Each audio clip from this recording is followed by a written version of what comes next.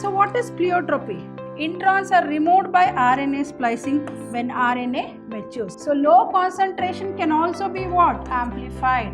So usually the length of DNA helix in a typical nucleosome is made up of how much? 150 to 200 base pairs. There are different types of amino acid found in the cytoplasmic pool. DNA is what? Deoxyribose nucleic acid. RNA is what? Ribose nucleic acid.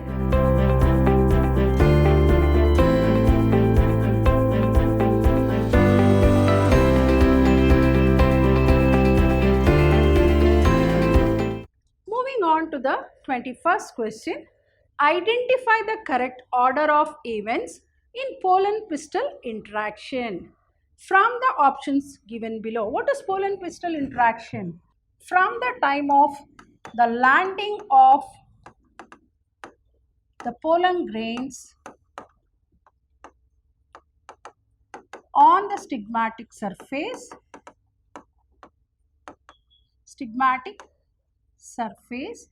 followed by what? Followed by formation of pollen tube, then carrying what? Carrying male gametes reaching the ovule, then entering the embryo sac. All these events, they are called as what? Pollen pistil interaction. It's a very significant event which has to take place for the process of fertilization to take place. So what is from the time of landing of the pollen grains on the stigmatic surface, followed by what? If at all, if it germinates, if the stigmatic surface is receptive, then only we can see that there is a process of formation of pollen tube. All this you have studied in sexual reproduction in flowering plants, right? I have taught you all in that particular class. So followed by what? Followed by the process of formation of what? The pollen tube, only if the stigmatic surface is receptive. Then followed by pollen tube, and followed by what? Formation of two male gametes. The pollen tube carrying the two male gametes, reaching the ovule near the micropylar region and taking its entry into the embryo sac through synergids, that is through pyliform apparatus. Then one of the male gamete fusing with the egg cell, forming a zygote, the other male gamete fusing with the secondary nucleus to form what? Primary endosperm nucleus. All this you have studied. So identify the correct order of events in pollen pistil interaction from the options given below. Release of male gametes into the embryo sac, deposition of pollen grains on stigma, entry of pollen tube into embryo sac, then development of pollen tube and entry of pollen tube into the ovule. So first one will be what? So this is 1, this is 2, this is 3, this is 4 and this is 5, right? So what is it? Release of male gametes into the embryo sac. First one is what? Deposition of the pollen grains on stigma, entry of pollen tube into embryo sac, development of pollen tube, entry of pollen tube into the ovule. So first is what? Deposition of pollen grains on the stigma. This is the first event. Then second one is what? Development of pollen tube. This is the second event. Then entry of pollen tube into the ovule is the third event. Then what? Entry of pollen tube into the embryo sac is the fourth event. Then release of male gamete into the embryo sac is the fifth. So 1, 2, 3, 4 and 5. So 2, 4, 5, 3, 1. 2, 4, 5, 3, 1. Here 2, 4, 5 is not there, wrong. Here 2, 4, 5 also is not there. This is wrong. This is also wrong. So option what you can see? First one is 2, correct. 4, correct. 5, correct. 3, correct. 1. So option D is correct. Option D is correct. Right? Option D is correct.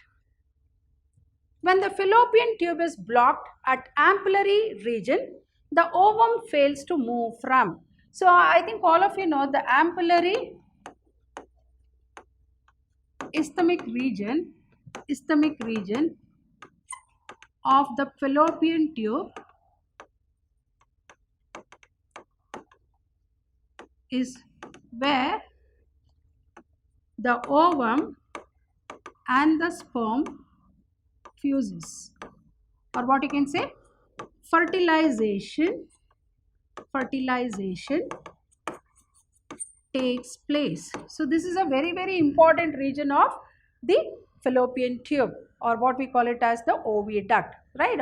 Hope you have studied in human reproduction the structure of female reproductive structure, where I have explained about what are the different what are the parts of the female reproductive structure, where you have come across the fallopian tube, the two very important oviducts which have a great role to play in the process of fertilization, where it is a region where you can come across the movement of the ovum and the sperm. If at all, if the sperm comes and lands on that particular region called ampullary isthmic region, if at all fertilization takes place, then you can see the process of formation of a zygote, which is a diploid cell, right? So when the fallopian tube is blocked, so you might have come across there are many cases of infertility in females. So one such reason is also this, where the fallopian tube is blocked. At ampullary region, the ovum fails to move from isthmus to uterus or infundibulum to isthmus. I think all of you know the shoulder-like structure where when the ovary releases the ovum through ovulation, it passes through the finger-like projections called fimbriae. From fimbriae to infundibulum, but it has to reach which region? The isthmus region. So the option correct will be what? B, from infundibulum to isthmus. So when the fallopian tube is blocked at ampullary region, the ovum fails to move from infundibulum to isthmus. From infundibulum to isthmus. In a chapter called Human Reproduction, I have explained in detail about the female reproductive structure, and in reproductive health also I have explained what are the causes for infertility in females. So this is one such reason. When the fallopian tube is blocked, obviously the ovum fails to reach that particular region called ampullary isthmic junction, and obviously there no fertilization can take place. Now identify the cells represented as PQRS in the schematic representation of oogenesis. So all of you know it's a very, very important process where it is a process of formation of what? Ova. You have studied in human reproduction, right? So where oogenesis is nothing but a process of formation of ova. So here you can see the schematic representation. So usually I think we have already studied, right? I have explained that how oogenesis is different from spermatogenesis. So the process of formation of oogonia takes place in the embryonic stage only, during embryonic development only. But in case of spermatogenesis, the process of spermatogenesis begins after attaining puberty. But here the oogonia is already formed before, that is during the embryonic stage, that is in the development of during the process of fetal development in the mother's womb itself. So what is P, what is P, what is Q, then what is R, and what is S. So here you can see P is what? First, what is formed? The oogonial cells. Whatever oogonial cells are formed during the embryonic stage, that is the final. No more are added, right? So oogonial cells. P is what? First is what? Primary oocyte. Will undergo repeated mitotic cell division, right? Mitotic cell division to form what? Primary oocyte. And primary oocyte will undergo what? The first meiotic division. First meiotic division to form what? Secondary oocyte and first polar body. So as you know, the first polar body disintegrates. Already I have studied all this in the process of oogenesis, that is the schematic representation of oogenesis, right? Then this secondary oocyte will undergo what? Second meiotic division to form what? Again, second polar body and ova, single ova, right? Ovum. So what is P? P is oogonia. Then what is Q? Primary oocyte.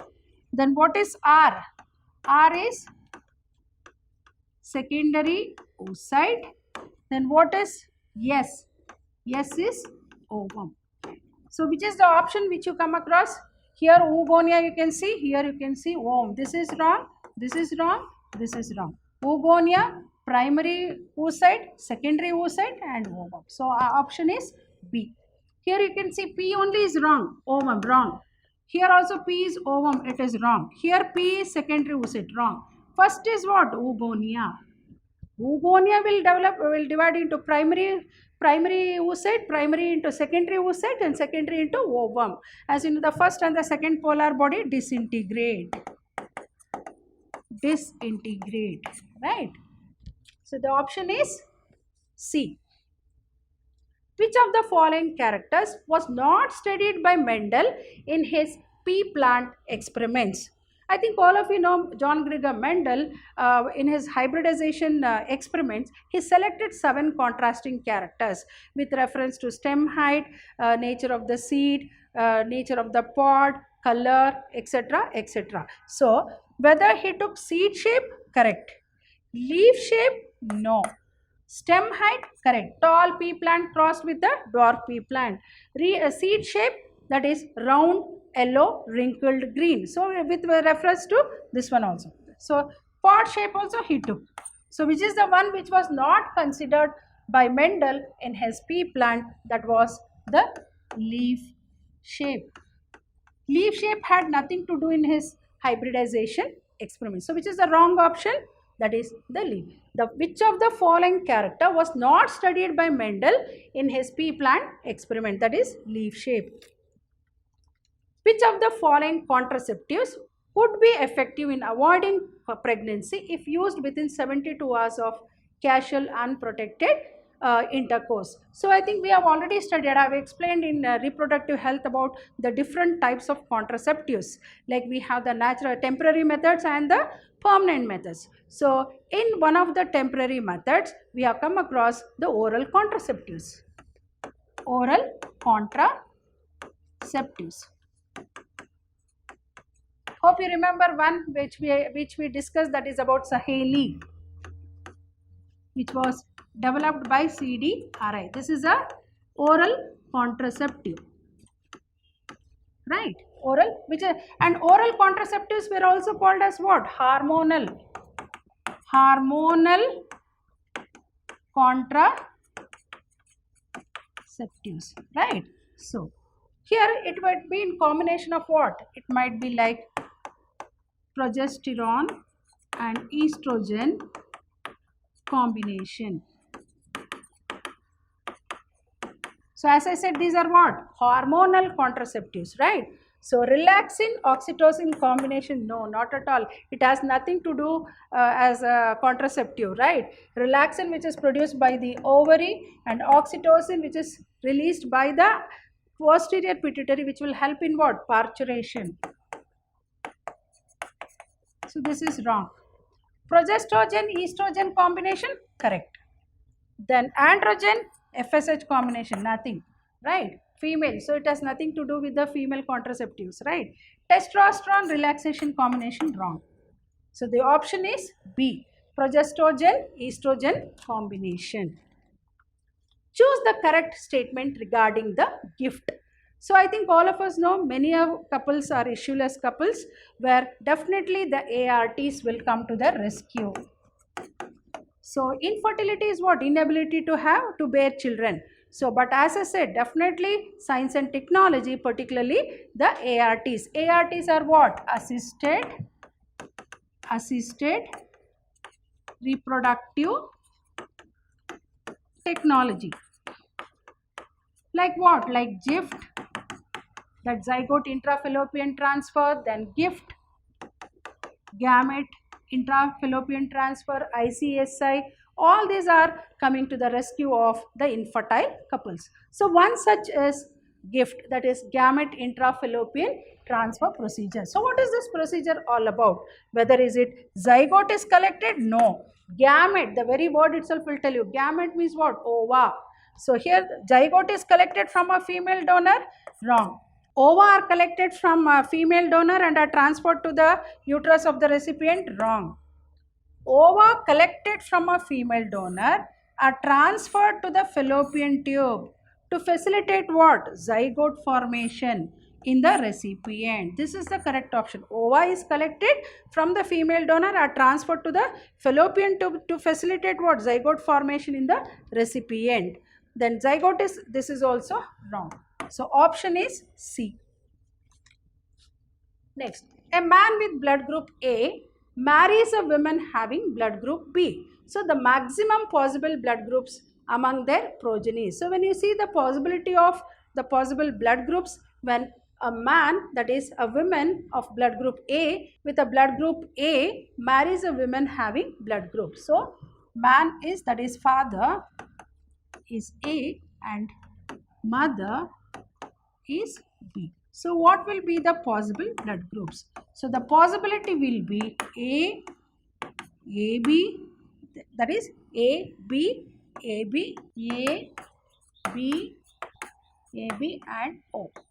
So A is possible, B is possible, AB is possible and O is possible. So option A, AB wrong. Option B, AB, AB correct. AB only? No, as you know, this is an example. AB blood group is an example for what? Codominance. Then AB, AB wrong. So the option is B. A, B, AB and O. In an organism, mutation in a single gene exhibits multiple phenotypic expressions. Identify the underlying genetic mechanism in the above instance. So polygenic inheritance? No. So like for example, the skin color you might have come across. Multiple allelins, that is blood group? No. Then incomplete dominance has nothing to do. So the option is pleiotropy. Pleiotropy. So what is pleiotropy? Pleiotropy means what? Pleiotropy occurs when one gene influences two or more seemingly unrelated phenotypic traits.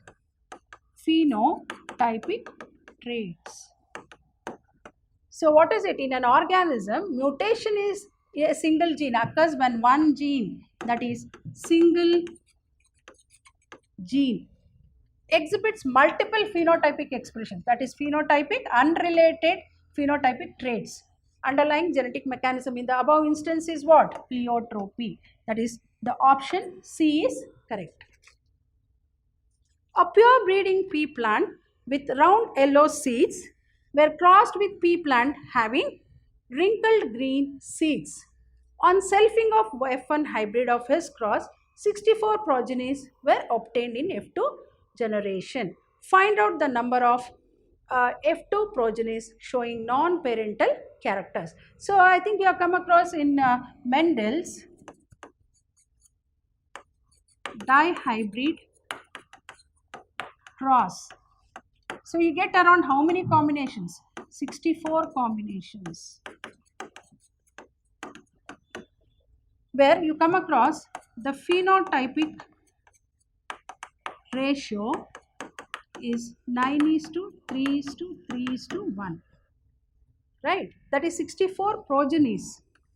64 progenies were obtained in F2 generation. Find out the number of F2 progenies showing non-parental characters. That is phenotypic ratio, then genotypic ratio. Genotypic ratio, I think all of you know, 1:2:1:2:4:2:1:2:1. So here you come across almost in this, you come across 24. Genotypic ratio means what? The genetic makeup of an individual, right? So here 24 combinations are non-parental. So the option 1 is 12, 24, 36, 4. So the option is B. B is correct. 24. So a pure breeding pea plant with round yellow seeds was crossed with pea plant having wrinkled green seeds. On selfing of F1 hybrid of his cross, 64 progenies were obtained in F2 generation. Find out the number of F2 progenies showing non-parental characters. So how many? 24 progenies. 24 progenies were what? Were showing what? Showing non-parental characters. Non-parental characters. So the option is B. B is the correct option. So in eukaryotes, the entire base sequence of a gene do not appear in a mature RNA because I think all of you know the introns and extron are the nucleotide sequences within a gene where you come across the introns, that is introns and extrons are the nucleotide sequences within a gene, right? Whereas introns are removed by RNA splicing when RNA matures. So in eukaryotes, the entire base sequences of a gene do not appear in mature RNA because introns are removed during processing. Some gene sequences are removed by exonuclease.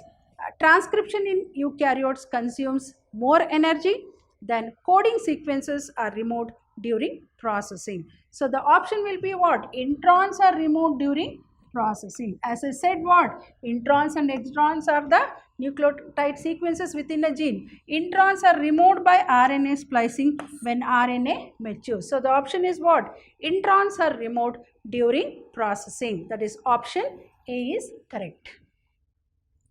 Suppose DNA samples are collected for DNA fingerprinting. Analysis are less than the required quantity. Which of the following techniques is helpful to make the samples sufficient for above analysis? So you might have come across during when there is a crime happened in a particular region, only a few a very little DNA sample would have been found in the crime site. But so suppose DNA samples are collected for DNA analysis are less than the required quantity. Which of the following technique is helpful to make the sample sufficient for the above analysis?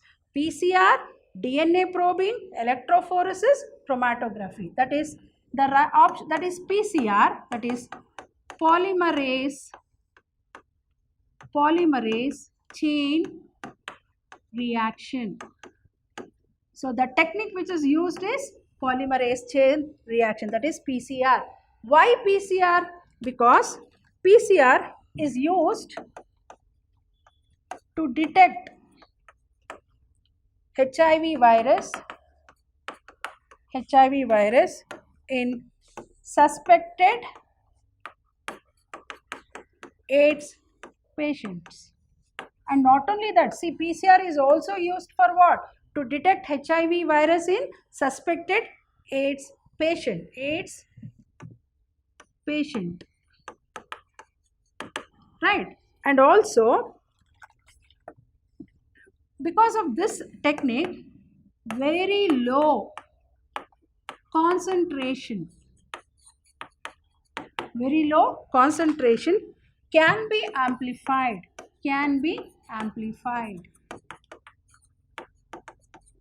So very low concentration can be amplified. So suppose DNA samples collected for DNA fingerprinting analysis are less than the required quantity. Which of the following? Because you know, so low concentration can also be what? Amplified. Helpful, make the sample sufficient. Amplification. for the above analysis. So the correct option is what? PCR. That is the first option. That is A is the correct option. The length of DNA helix in a typical nucleosome is, usually the length of DNA will be around 150 to 200 base pairs. You know what is base pairs? A with T, C with G. So like that the length of DNA helix in a typical nucleosome is around 150 to 200 base pairs.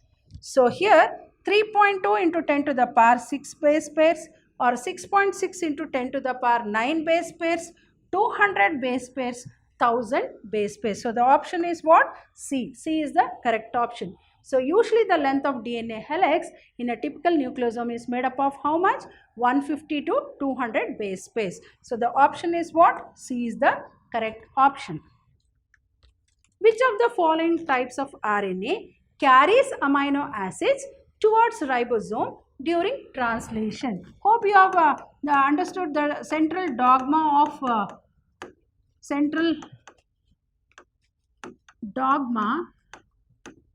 of protein synthesis. Protein synthesis. What is it? DNA will transcribe the message to mRNA. So this is called transcription. So what is the central dogma? That is transcription followed by translation. Transcription and translation, right?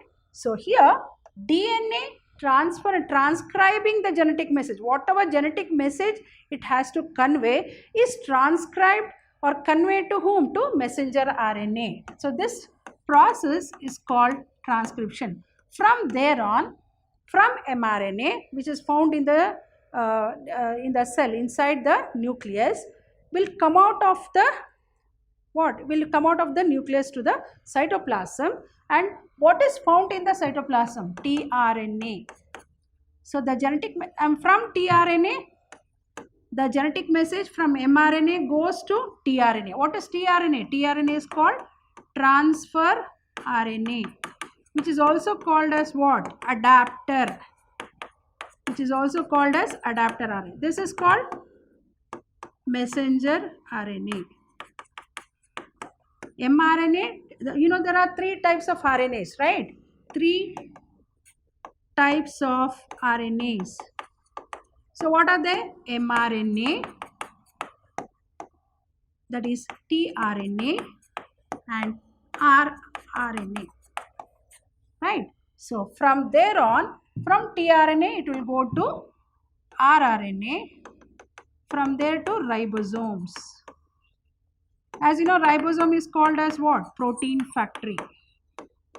Protein factory. So which of the following types of RNA carries amino acids? As you know, there are different types of amino acid found in the cytoplasmic pool, right? Which is picked up by each amino acid is picked up by one tRNA. That is the transfer. The very word itself will tell you. It will pick up that particular amino acid and gives it to ribosome. And a long chain, polynucleotide chain is formed, and that is nothing but a protein molecule. So which of the following types of RNA carries amino acids towards ribosome during translation? So if you come across, here it is, which is the one? That is tRNA. tRNA, mRNA, rRNA, that is double stranded RNA. DS stands for what? Double stranded RNA. So it is the first option, that is tRNA. Next, so which among the following was the biggest land dinosaur? Brachiosaurus, even this is also largest. Triceratops, then Stegosaurus, and Tyrannosaurus rex. This Tyrannosaurus rex is also called as T-Rex, which is the largest theropod. That is a dinosaur, which is the largest dinosaur. That is Tyrannosaurus rex, which is also referred to as what? T-Rex, right? Actually, this was Western North America. that is Western North America, right? A population, that is in a population of plants, some were extremely tall and the remaining were extremely dwarf. No plants of the population showed intermediate height. No population showed intermediate height. So the type of operation of natural selection in the above case is it stabilizing, disruptive, or balancing, or directional? So the option is disruptive. So the correct option is B. Correct option. Correct option is B. That is disruptive, which is also called as diversifying. Diversifying selection. It is also called as what? Diversifying selection. That is, in a population of plants, some were extremely tall and the remaining were extremely dwarf. Plants of the population showed intermediate height. The type of operation of natural selection in the above cases, that is, what is this disruptive? It describes changes in population generation in which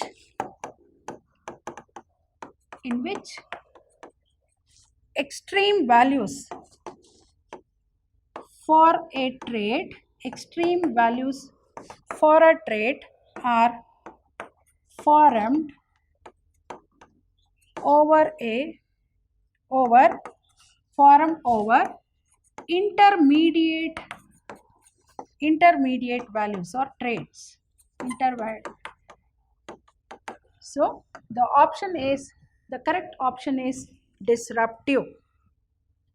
When E. coli cells are cultured in a medium where lactose is absent, the I gene of lac operant continues to produce repressor mRNA because it is constitutive, a structural gene, a non-coding gene, or an operator gene. So the option is a constitutive gene.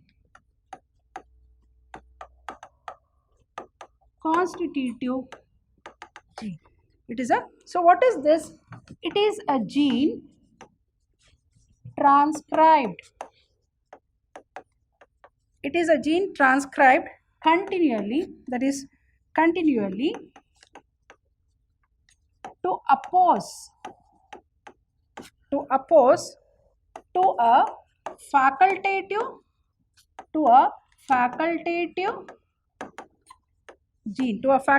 gene which is transcribed when needed. That is, when E. coli cells are cultured in a medium where lactose is absent, the I gene of lac operant continues to produce repressor mRNA because it is a constitutive gene. What is this constitutive gene? It is a gene transcribed continually to oppose to a facultative gene which is transcribed when needed. It is transcribed when needed. So the option is A. A is the correct option. For the given sequences of DNA, identify the complementary sequence of bases on its mRNA from the options given below. I think all of we have studied in molecular basis of inheritance, studied about Erwin Chargaff's rule, right? Where DNA is made up of 4 nitrogenous bases and RNA is made up of 4 nitrogenous bases. So when you had studied the structure of a DNA molecule, so there you come across A base pairs with T, C with triple bond with G. So according to the base pair rule, which is also called as what? Erwin Chargaff's rule, A base pairs with T with double bond, C base pairs with G with triple bond. So it is stable with 3 bonds. Here it is stable with 2 bonds. Whereas a RNA, that is in RNA, A is going to base pair with U and C with triple bond with G. So, what is the difference between DNA and RNA? You would have studied in molecular basis of inheritance about the two very important nucleic acid, DNA and RNA. DNA is what? Deoxyribose nucleic acid. RNA is what? Ribose nucleic acid, where the uracil of RNA, that is the thymine of DNA, is replaced by uracil of RNA. So, in RNA, instead of T, you find what? U. So, based on that, we can see here. So, DNA 3 dash here. So, if it is DNA 3 dash, it will be what? 5 dash. A means what? U. T means what? A. G means what? C. Then C means G. A is U. T is A. G is C. C is G. A is U. T is A. Then G is C. C is G. 5 dash, it will be 3 dash. So, which is the option you come across? 5 dash UACG, that is 5 dash UACG, UACG, UACG 3 dash. Which is the option where you find this? 3 UAC 5 dash UAC, wrong. UAC, GUAC, GUACG, correct. Then here you don't find. That is the option. That is, no, here also you don't find. UAC, GUA, CGU, ACG. So option is A. This is wrong. This is wrong. Right? This is wrong and this is wrong. So the option is A. This is called what? Complementary.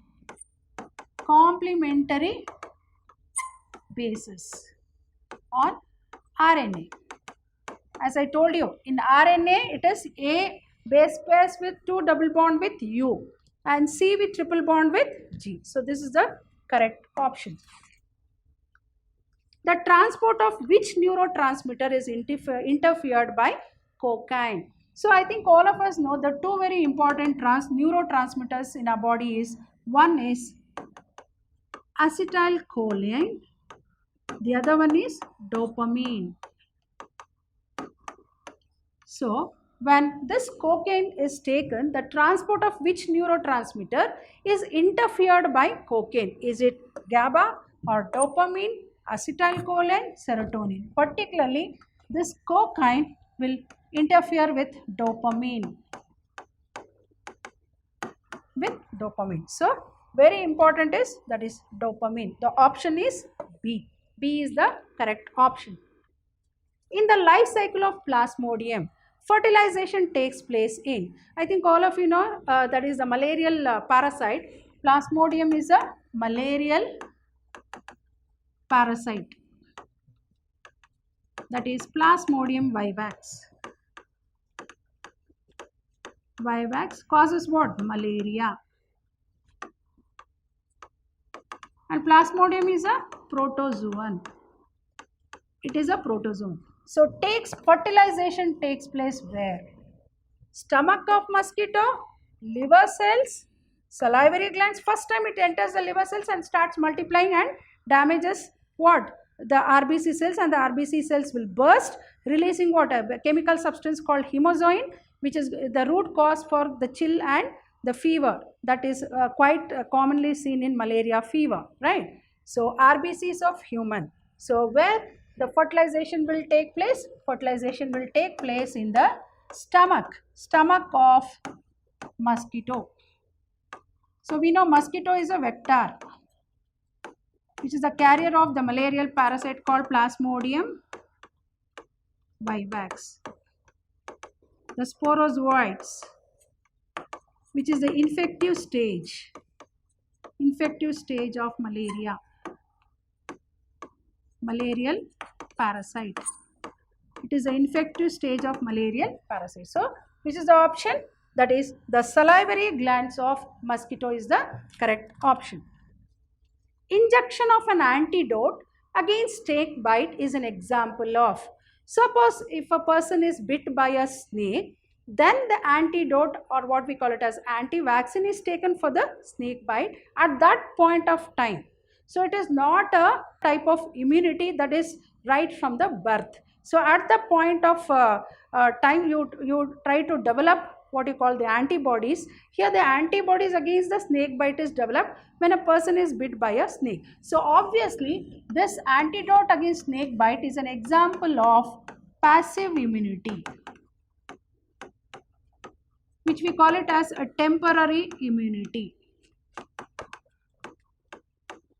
At the point of time we take this antidote. So here injection of an antidote against snake bite is an example of passive immunity, autoimmunity. So I think all of you know innate immunity is what? Right from the birth. Then active immunity. Innate immunity is nothing but an active immunity, right? So the option is passive immunity. A is correct.